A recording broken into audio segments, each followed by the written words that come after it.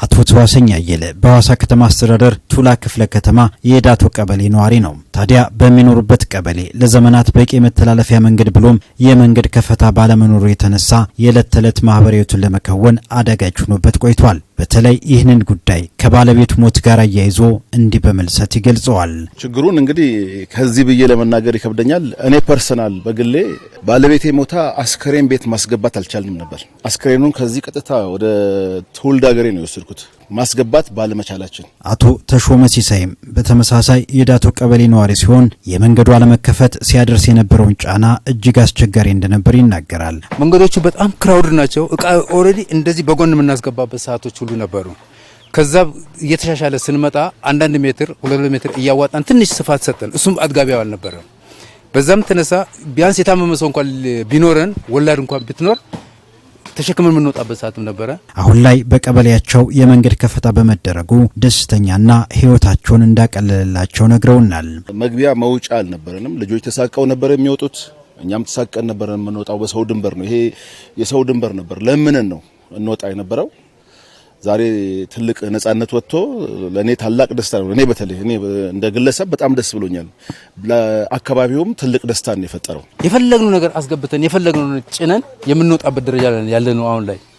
ከዚህ ሳምንት ደግሞ እንደገና ይሄን ተከትለን ስንመጣ ቢያንስ ያለን ደስታ እያንዳንዱ ውስጡ ተከፍቶ ቢታይ ደስታ ነው አንጸባርቆ ያለበት፣ ደስታ ነው እያንጸባረቀ ያለው።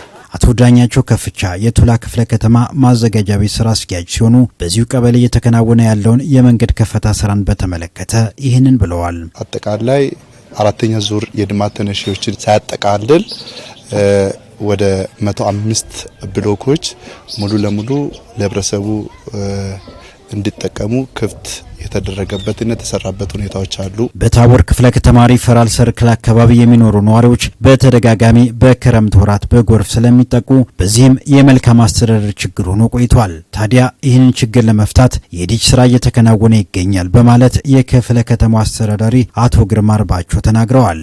መንገዱ ዛሬ በዚህ መልክ ደረጃውን የጠበቀ ዲች ነው የሚሰራው። በቀጣይ ደግሞ አስፋልት የሚሆን መንገድ ነው። ስለዚህ እንደ አቅም በቀጣይ የሚሰራ ስለሆነ አሁን ዛሬ አንደኛ የጎርፉን፣ ሁለተኛ ደግሞ የህዝቡን መልካም አስተዳደር ለመመለስ ደረጃውን የጠበቀ ዲች እየተሰራ ነው ያለው።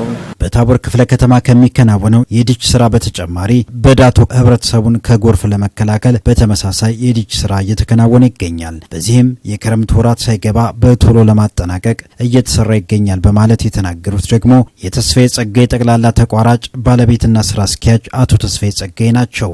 ስራው በተያዘለች ጊዜ ለመሄድ ባለን ጥረት እያደረግን ያለ ነው። የሚያስፈልጉ ነገሮች ማቴሪያል ችግር የለብንም፣ በወቅቱ እየቀረበ ነው።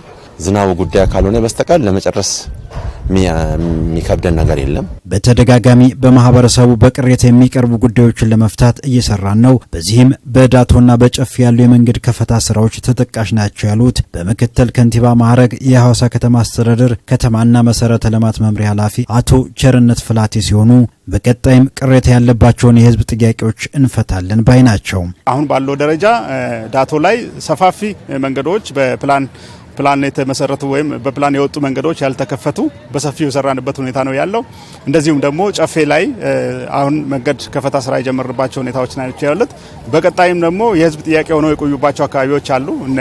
ወደ ኮምቦኒ አካባቢ፣ ወደ ገመጦ ኮምቦኒ አካባቢ ያሉ አካባቢዎችን የመንገድ ከፈታ ስራ ለመጀመር እቅዳችንን ጨርሰናል። ዝግጅታችን ጨርሰን ወደዛ አካባቢዎችን የምንሄድበት ሁኔታ ነው የሚኖረው። በመጨረሻም አቶ ቸርነት በከተማ አስተዳደሩ እየተከናወኑ ያሉ የልማት ስራዎች የክረምት ወራት ከመግባቱ በፊት ተጠናቀው የማህበረሰቡ የዘመናት ችግር እንደሚቀረፍ ተናግረዋል። ህዝቡ በተደጋጋሚ የሚያነሳቸው በተከበረው ምክር ቤታችንም በተደጋጋሚ የህዝብ ቅሬታ ሆኖ የሚቀርበው የሪፈራል አካባቢ ሰርክል አካባቢ ያለው የጎርፍ ችግር ነው። ይህን ጎርፍ ችግር ለመቅረፍ ወደ 1 ኪሎ ሜትር የሚደርስ የድሬኔጅ ስራ በሁለቱም መንገዱ ሳይድ ስራዎችን እየሰራን የምንገኘው።